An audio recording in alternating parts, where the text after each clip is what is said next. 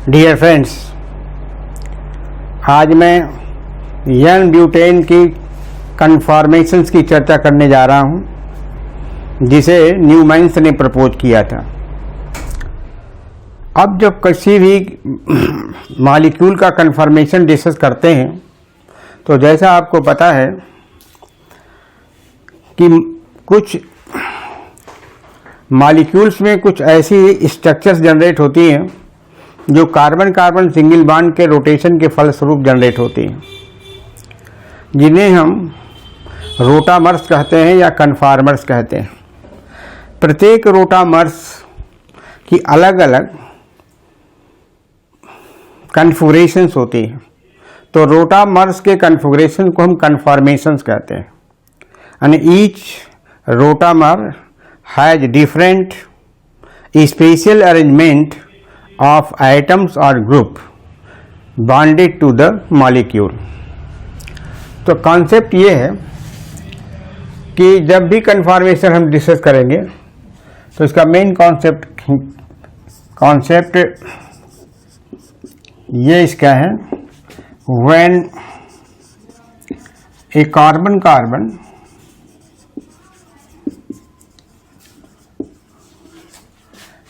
Single sigma bond is rotated through an angle of 60 degree,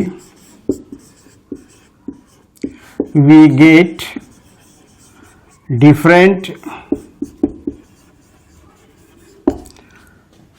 rotamers. We get different rotamers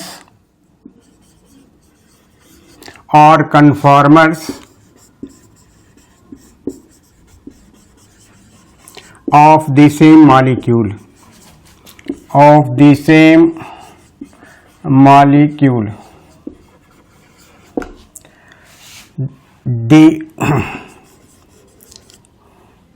each conformer or each rotamer has different configuration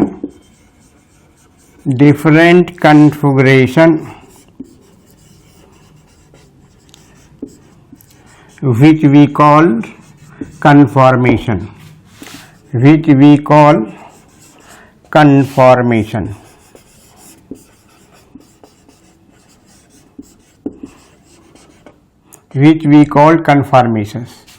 तो जब हम कन्फॉर्मेशंस की चर्चा करेंगे तो conformation बताने के पहले हम रोटामर्स की चर्चा करेंगे या कन्फॉर्मर्स की चर्चा करेंगे। ये जो रोटामर्स हैं या कन्फॉर्मर्स हैं, carbon carbon single sigma bond के रोटेशन से डेवलप होते हैं और प्रत्येक रोटामर्स का कन्फिगरेशन डिफरेंट होता है, जिसे उसी कन्फिगरेशन को हम इस रोटेशनल केमिस्ट्री में या रोटेशन वाले पार्ट में कन्फॉर्मेशन कहते हैं। तो आपको 3 टर्म्स आपको बताया, रोटामर्स और कन्फॉर्मर्स, दोनों एक ही टर्म है और इसका कन्फिगरेशन जो होता है उसे हम कन्फॉर्मेशंस कहते हैं। अब जो हमारा ऑब्जेक्ट है, हमें जो डिफरेंट कन्फॉर्मेशंस ब्यूटेन की बतानी है, जिसे न्यूमैन ने सजेस्ट किया था। तो पहला तो ये देखना है कि हमारा जो गिवन कंपाउंड है वो कैसा है, उसका स्ट्रक्चरल फॉर्म क्या है और किस बॉन्ड को रोटेट किया जाता है। नेक्स्ट पॉइंट है structure of n butane is CH3 CH2 CH2 CH3 है। इसको हम नंबर डाल देते हैं कार्बन को 1 2 3 एंड 4। इसमें कार्बन कार्बन जो बॉन्ड है वो सभी सिग्मा बॉन्ड है, लेकिन सवाल ये उत्पन्न होता है कि किस बॉन्ड को रोटेट किया जाता है। तो ये जो C2 C3 sigma bond is rotated.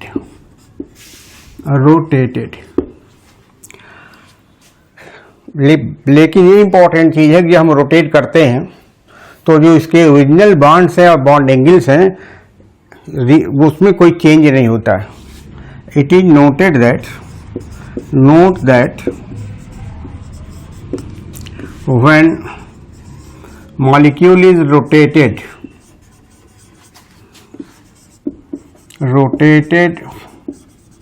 through an angle of 60 degree,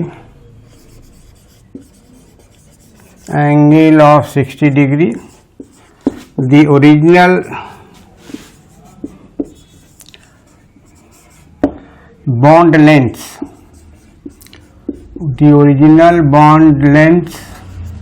of CH bond or CC bond and bond angles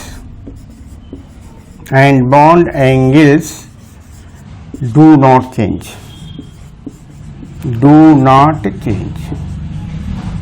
This is important point. Note that when molecule is rotated through an angle of 60 degree, the original bond and lengths and bond angles, इसमें दो तरह की bond length है, carbon carbon bond length है और carbon hydrogen bond length है, और इसके बीच का जो बॉन्ड एंगल है, ये bond length and bond angle ये चेंज नहीं होते रोटेशन के फलस्वरूप. अब चेंज क्या होता है? Only dihedral angle changes. Only dihedral angle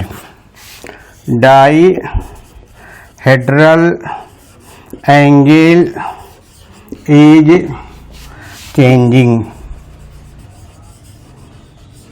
dihedral angle.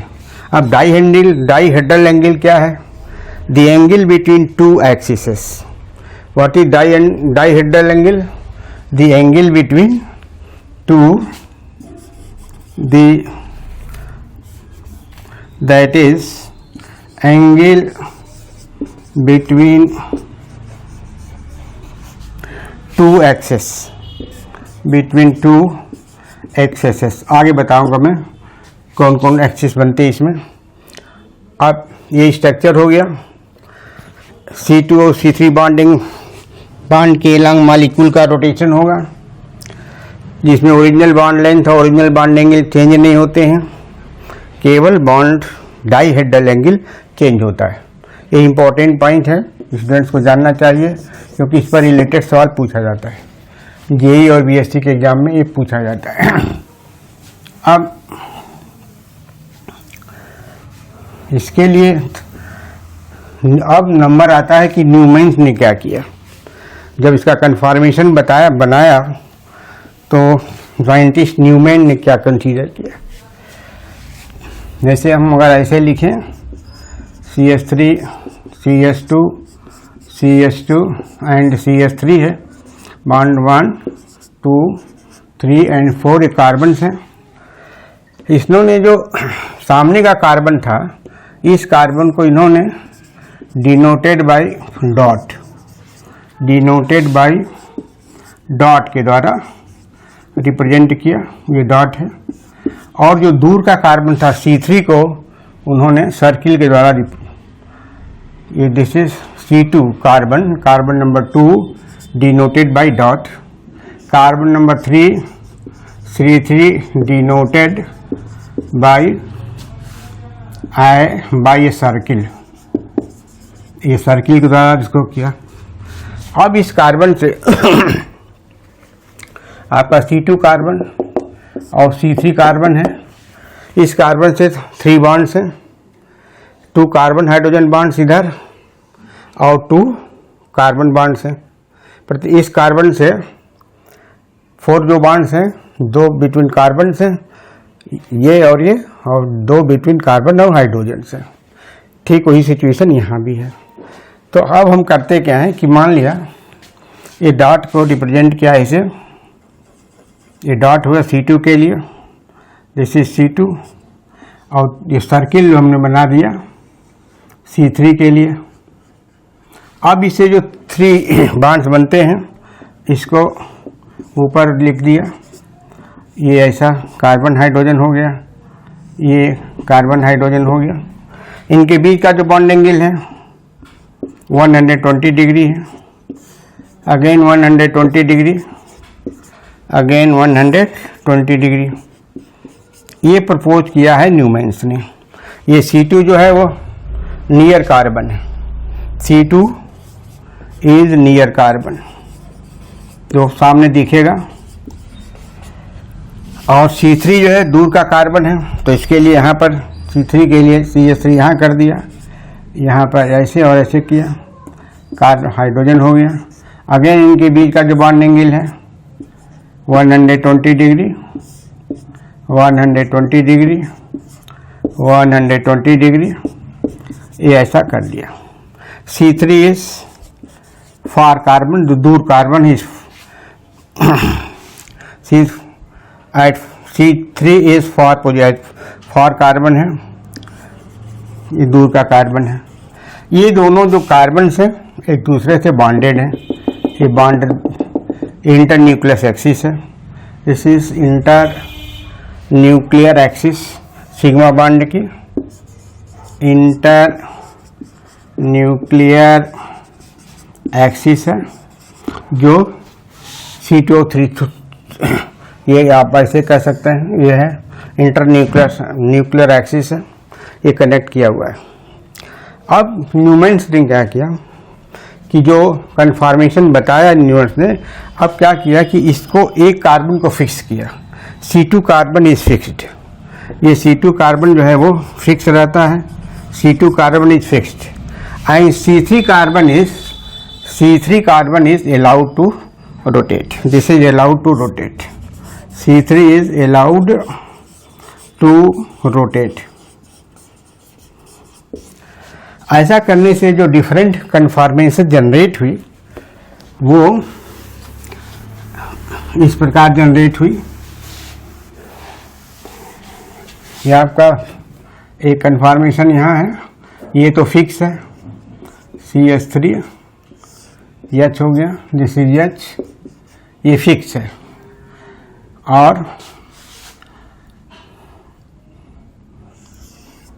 ये फिक्स की इसके बीच में ये CH3 हो गया, this is CH3 and CS हो गया।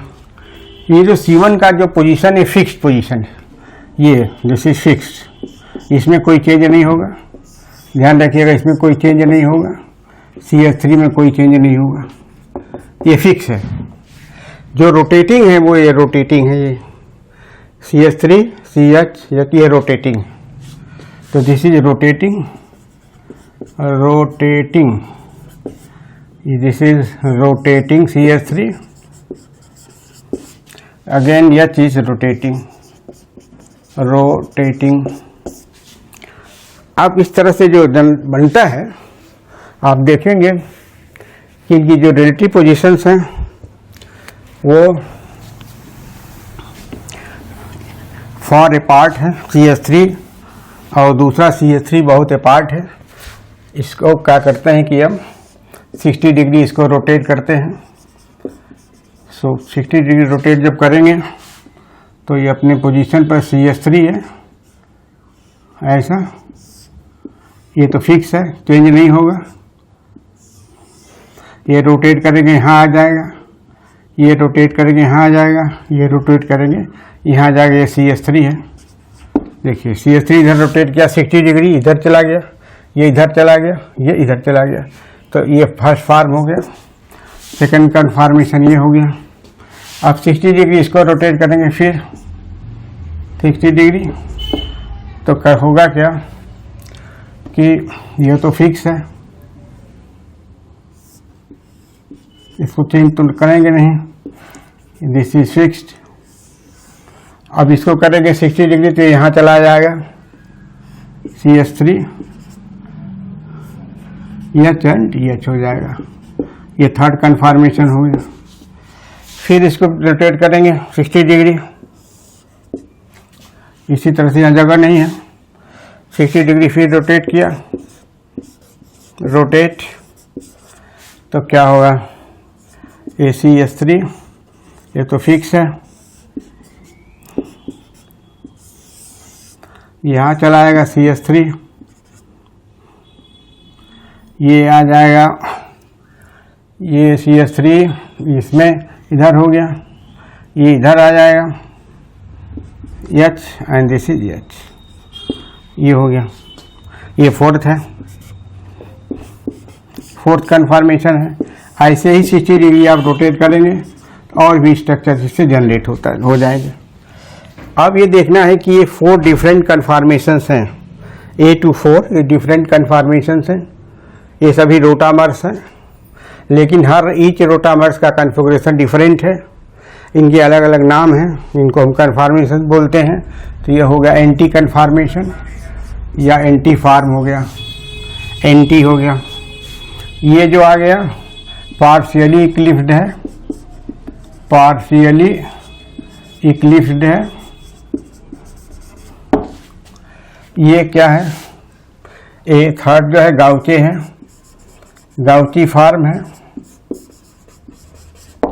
और यहाँ पर फुल्ली इक्लिप्स्ड है। फुल्ली इक्लिप्स्ड का मतलब CH3 के ऊपर चढ़ा हुआ है, HH पर चढ़ा हुआ है, तो इसको कहते हैं fully eclipsed conformation, fully eclipsed conformation. तो हम जैसे जैसे आगे बढ़ते चले जाएंगे वैसे वैसे और 2 डिफरेंट कन्फर्मेशन और बनेंगे। इसमें एक गाउचे का बनेगा, फिर एक फुल्ली इक्लिप्स्ड बनेगा, उसकी चर्चा करने की ज़रूरत नहीं है। मेन कन्फर्मेशंस जो न्यूमैन ने सजेस्ट किया वो फ्रॉम 1 to 4 है। अब इनका देखना है कि इनकी रिलेटिव स्टेबिलिटी क्या है और इनकी एनर्जी क्या है। तो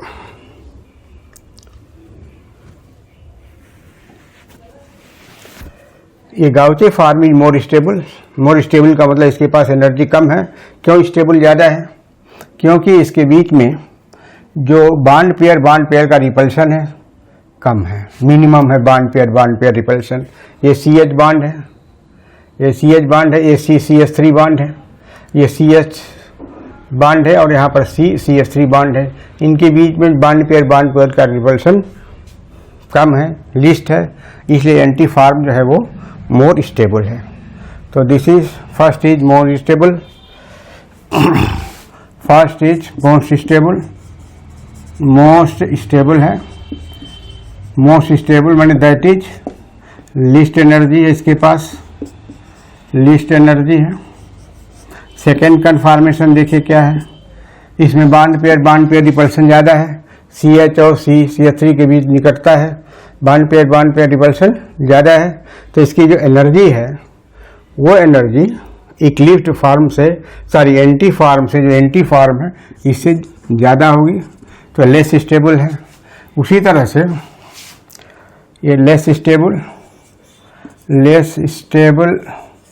then first, less stable then first.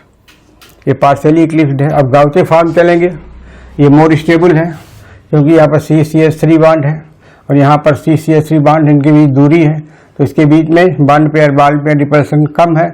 तो ये जो थर्ड फार्म है, third, it is more stable then second, more stable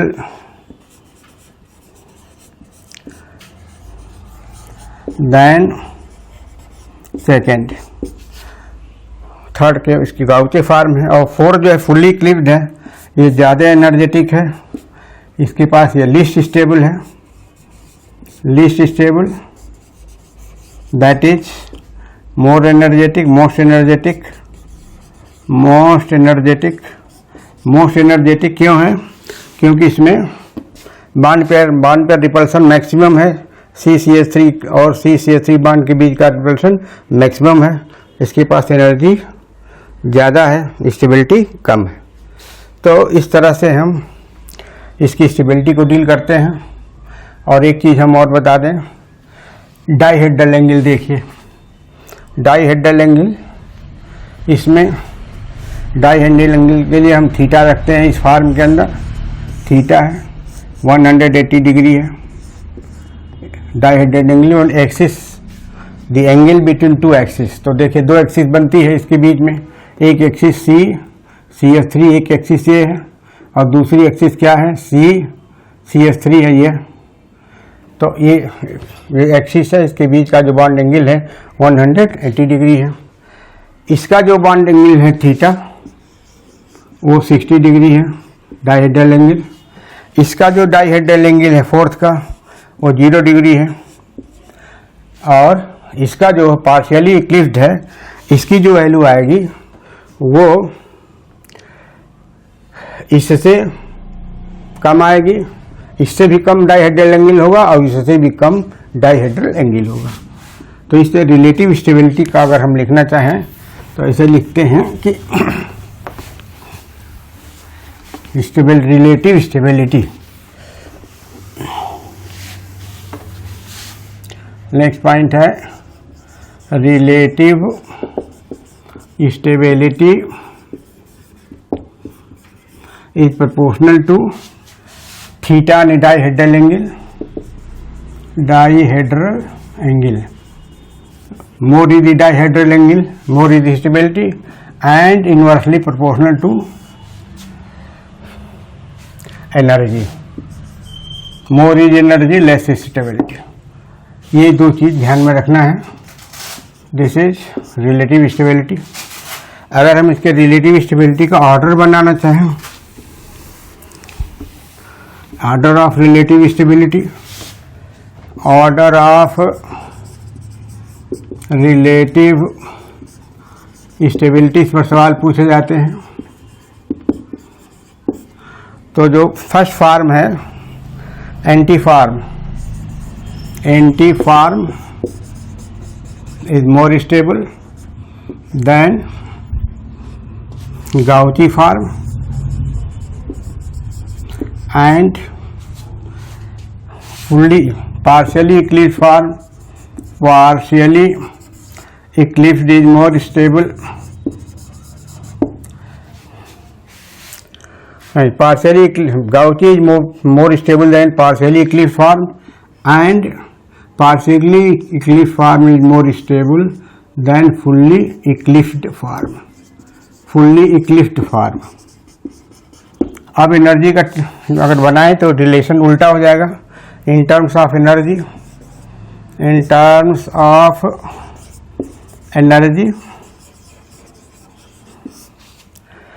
अब टर्म्स ऑफ एनर्जी करेंगे तो एंटी वो अपोजिट हो जाएगा, एंटी हो जाएगा, गाउची हो जाएगा,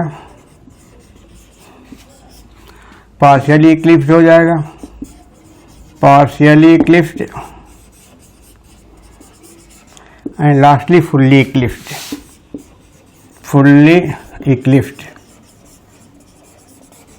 एक जो एनर्जी डाटा है वो ये है कि एनर्जी डिफरेंस बिटवीन, एक एनर्जी डेटा है, एनर्जी डेटा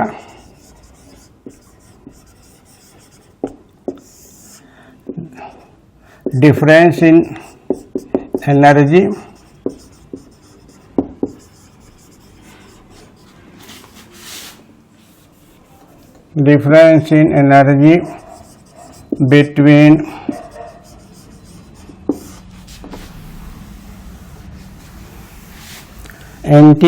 between fully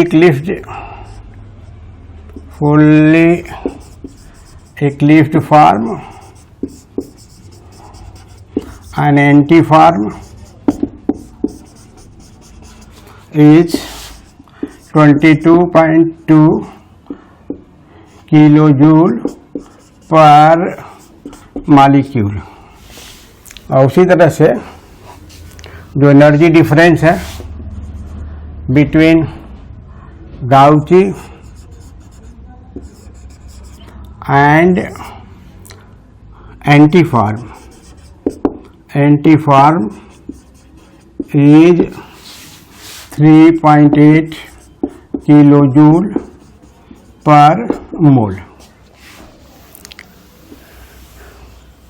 अब जो डिफरेंट 4 कन्फॉर्मेशंस हैं उसमें से 2 कन्फॉर्मेशंस इंपॉर्टेंट हैं। एक तो एंटी फॉर्म की कन्फॉर्मेशन और दूसरी गाउची कन्फॉर्मेशन, क्योंकि इसमें 2 गाउची कन्फॉर्मेशन बनते हैं और दोनों गाउची कन्फॉर्मेशन जो होते हैं वो नॉन सुपर इम्पोजिबल होते हैं, इसलिए इनको हम कन्फॉर्मेशनल एनेंशियोमर्स कहते हैं। conformational enantiomers, conformational enantiomers,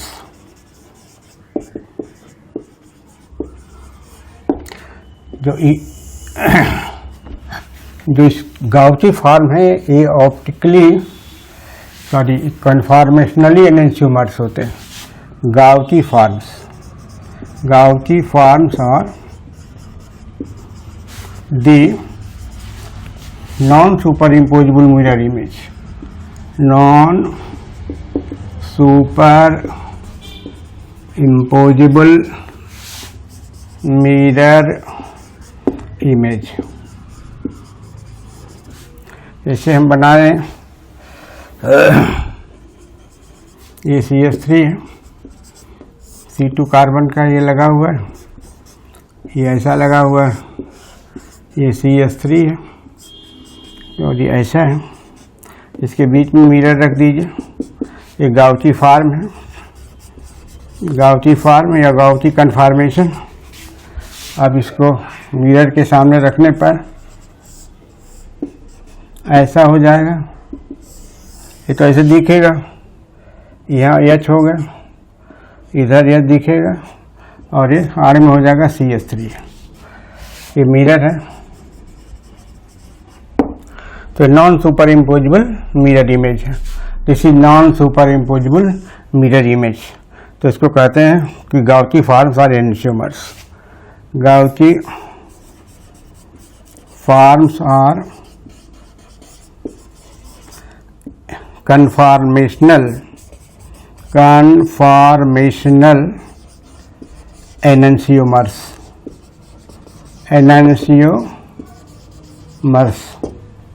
अब देखिए कन्फॉर्मेशनल डायास्टीरियोमर्स क्या है.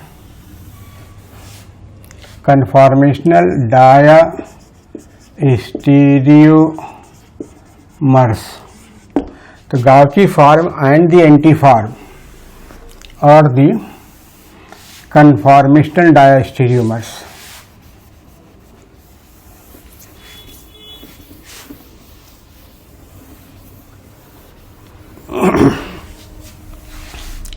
Anti and Gauchi forms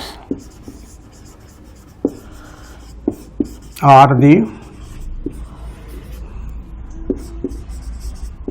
conformational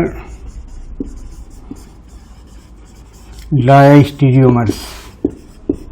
Diastereomers, they are not related as object and mirror image. तो एंटी फॉर्म यहाँ बना लीजिए.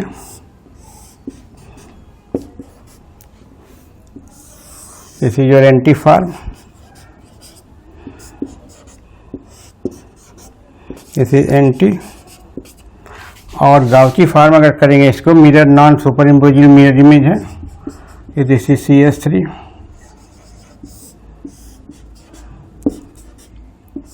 ऐसा होगा.